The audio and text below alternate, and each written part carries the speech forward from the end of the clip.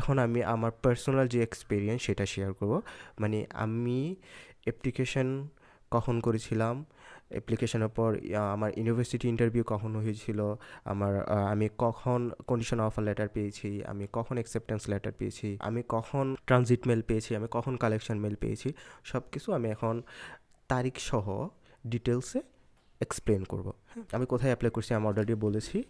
তো আমি অ্যাপ্লিকেশন করছি 8 জুলাই 2025। হ্যাঁ, 8 জুলাই 2025। আর আমার ইউনিভার্সিটি আমাকে মেলের মাধ্যমে জানিয়ে দিছে যে 15 জুলাই 2025 সকাল 12টার দিকে আমার ইন্টারভিউ হবে। হ্যাঁ, ইন্টারভিউটা আমি এখানে আপলোড করেছি, আপনারা চাইলে ওখানে চেক করে দেখতে পারেন।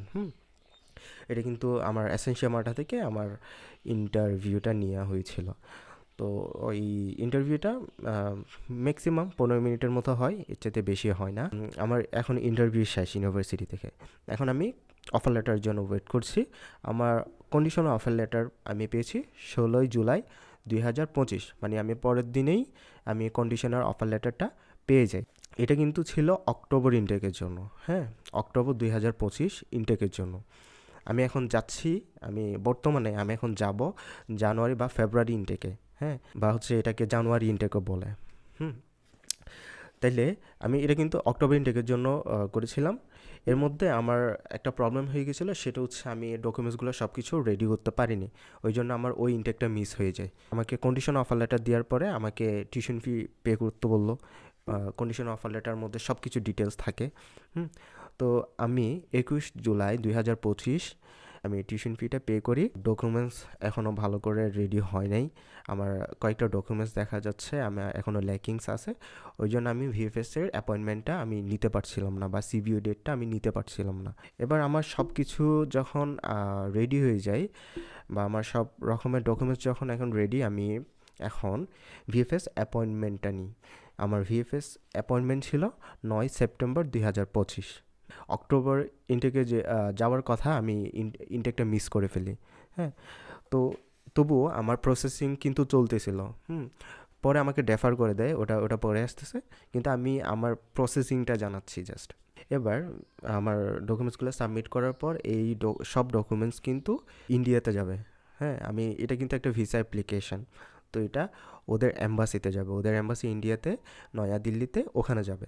তো ওখানে যে গেল, বা ওটা যে আমার ডকুমেন্টস যে ওখানে গিয়ে পৌঁছাইছে, ওটারও একটা মেল আসে। ওই মেলটা আমার কাছে আসে 20 সেপ্টেম্বর 2025। ডকুমেন্টসগুলো সাবমিট করি 9 সেপ্টেম্বর, এম্বাসিতে গিয়ে পৌঁছাইছে সেটা 20 সেপ্টেম্বর। এরপর সিভিইউ ইন্টারভিউ, যেটাকে আমরা এম্বাসি ইন্টারভিউ বলতে পারি, যেটা আপনার ভিএফএসে গিয়ে ফেস করতে হয়। তাহলে মাল্টা এম্বাসি ইন্টারভিউটা কিন্তু অনলাইনে হয়। হ্যাঁ, এই আমাকে এবার ভিএফএস থেকে কল করা হয়, আর জানানো হয়, এটা 6-7 দিন আগে বা 6 দিন আগে আমাকে জানানো হয় যে 22 অক্টোবর 2025 আমার সিভিও ইন্টারভিউ, বা হচ্ছে এম্বাসি ইন্টারভিউ, যেটা আমার ভিএফএসে গিয়ে, ঢাকা ভিএফএসে গিয়ে ফেস করতে হবে অনলাইনে। এবার আমি 22 অক্টোবর আমার ইন্টারভিউ ফেস করার পর এবার আমি ওয়েট করা শুরু করি। দেন আমি ট্রানজিট মেল পাই 25 নভেম্বর। প্রায় 1 মাস কয়েকদিন পর আমি আমার ট্রানজিট মেলটা পাই। এবার ট্রানজিট মেল পাওয়ার পরে আমি এখন ওয়েট করছি কালেকশন মেলের জন্য।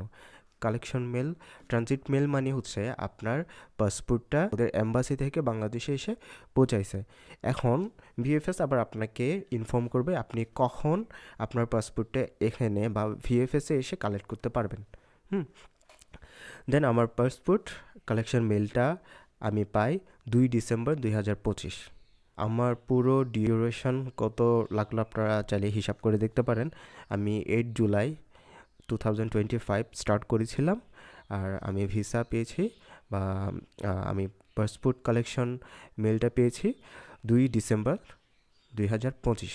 এখানে কিন্তু এত দিন লাগার কথা না, কিন্তু এতদিন লেগেছে কারণ আমি মাঝখানে অক্টোবর 2025 ইনটেকটা মিস করি, আমার সব রকমের ডকুমেন্টস রেডি না হওয়াতে।